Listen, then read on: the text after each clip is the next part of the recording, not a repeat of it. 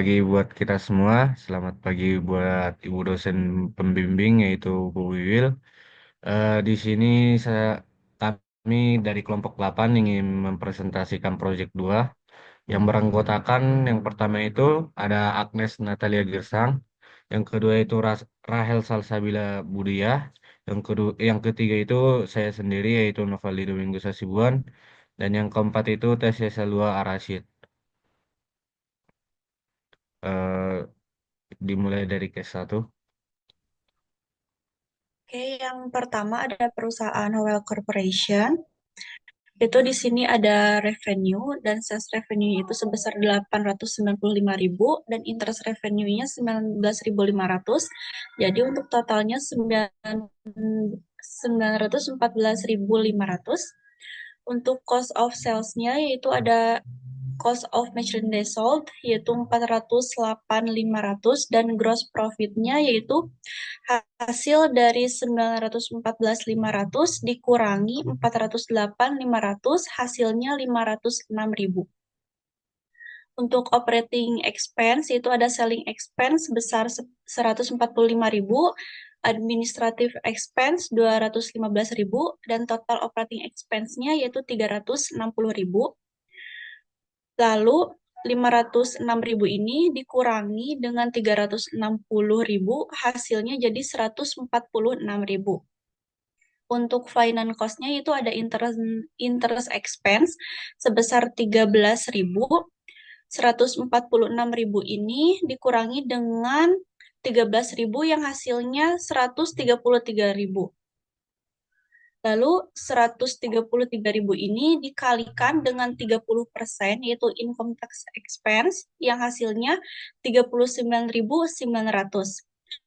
Lalu 133.000 itu dikurangi dengan 39.900 hasilnya jadi 93.100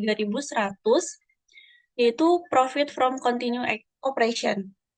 Selanjutnya yaitu ada discontinue operation sebesar 40.000 dikalikan dengan 30% yaitu hasilnya 12.000.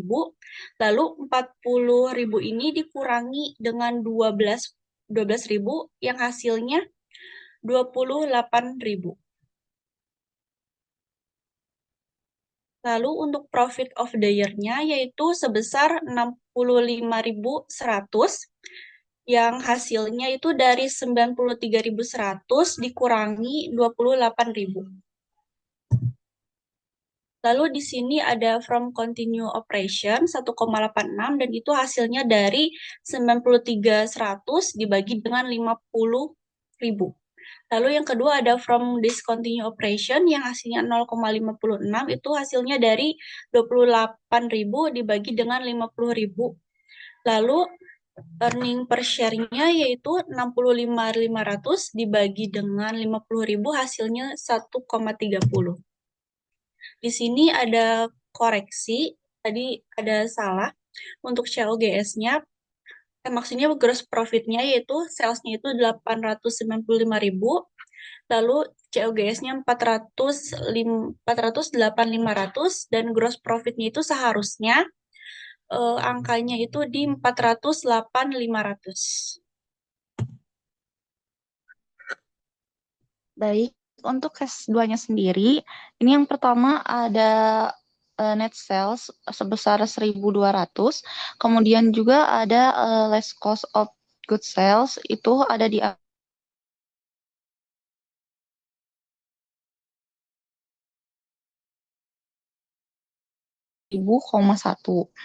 Kemudian untuk operation expense-nya, yang pertama ada selling expense, itu ada di angka sebesar 65.000 dan ada administrative expense, itu ada di angka 48.000. Kemudian untuk total operating expense itu ada di angka 113.000. Namun di sini ada juga beberapa koreksi, yaitu untuk right of inventory-nya itu ada di angka 80.000, kemudian dikurangi 53.000, dan untuk income from operation-nya itu ada di angka 244.000,1. Dan untuk interest expense-nya ada di angka 50.000, kemudian untuk income before income tax itu ada di angka 194.000,1. Kemudian untuk income tax itu ada di angka 65.960.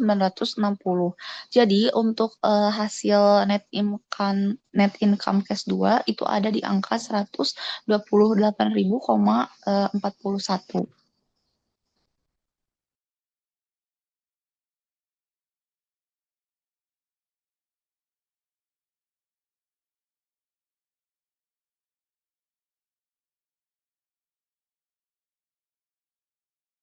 Oke, kita lanjut ke dalam case 3. Jadi di dalam case 3 ini kita harus mencari retained earnings-nya terlebih dahulu. Dan untuk mencari retained earnings-nya itu, kita harus mengetahui net income-nya. Dan untuk mengetahui net income itu ada rumusnya, jadi revenue dikurangin expense. Jadi total expense-nya ini adalah 2.400 ditambah 1.320, ditambah 1.560, ditambah 53.040 rupiah, ditambah 8.000 dengan total 66.320. Jadi revenue-nya itu 351.000 dikurangi 66.320. Namun ada kesalahan dalam penulisan, di mana revenue seharusnya itu adalah 351.400 rupiah. Jadi di dalam return earnings-nya ini, net income-nya itu harusnya berjumlah 285.080 rupiah yang akan dikurangi dengan dividen sebesar 50.400 rupiah. Jadi return earnings dalam akhir tahun 2025 itu adalah 234.680 rupiah. Next. Kemudian kita lanjut ke dalam Statement of Financial Position dari Lion Corporation. Yang pertama kita cari itu adalah total dari keseluruhan aset. Jadi current asetnya itu berjumlah 148.860 rupiah dan current asetnya berjumlah 252.720 rupiah dengan total other asetnya itu minus 25.000. Jadi total keseluruhan aset itu ada 401.580 rupiah. Dan semua yang diketahui dalam aset ini sudah diketahui di dalam soal. Kemudian lanjut ke dalam liabilities and shareholders equity. Kita total current liabilities-nya ada 28.900 rupiah. Total dari non-current liabilities-nya ada 106.900 rupiah. Dan total dari shareholders equity-nya ada 294.680 rupiah. Dan di mana dalam liabilities dan shareholders equity ini semuanya juga telah diketahui di dalam soal, namun yang harus dicari terlebih dahulu dari return earnings seperti yang sudah dijelaskan di awal tadi. Jadi total liabilities and shareholders equity ada 401.580 rupiah.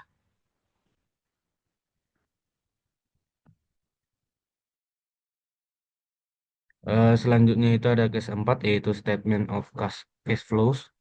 Yaitu yang pertama itu ada net income sebesar 215.200 ribu. Yang kedua itu ada adjustment to reconcile net income to net cash from operation. Nah, isinya itu adalah yang pertama itu ada depreciation expense yaitu sebesar 31.600. Yang kedua itu ada increase in account receivable yaitu 67.200. Yang kedua itu adalah yang ketiga itu adalah increase inventory yaitu sebesar 28.600. Yang keempat itu ada account payable yaitu 35.000 35.000.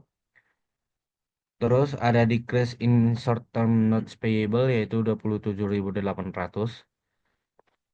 Selanjutnya ada net cash provided by operation yaitu sebesar 148.800. Selanjutnya ada activities from investing activities, yaitu isinya yang pertama itu proses from sale of land, yaitu 42.800. Yang kedua ada purchase of equipment, yaitu sebesar 84.000. Yang ketiga itu adalah net cash used in investing activities, yaitu 41.200. Selanjutnya ada from financing activities. Yang pertama itu proses from long term notes payable yaitu sebesar 134.400. Terus ada payable yang pertama dividend paid yaitu sebesar 76.600. Yang kedua adalah decrease in short term notes yaitu 37.800. Next. Yang ketiga itu adalah net cash provided by financing yaitu sebesar 20.000. Selanjutnya adalah activities net increase in cash. Yang pertama itu net increase in cash-nya itu adalah sebesar 127.600.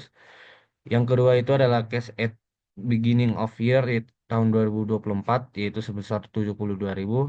Dan yang terakhir yaitu cash at end of year ya 2025 yaitu sebesar 63.000.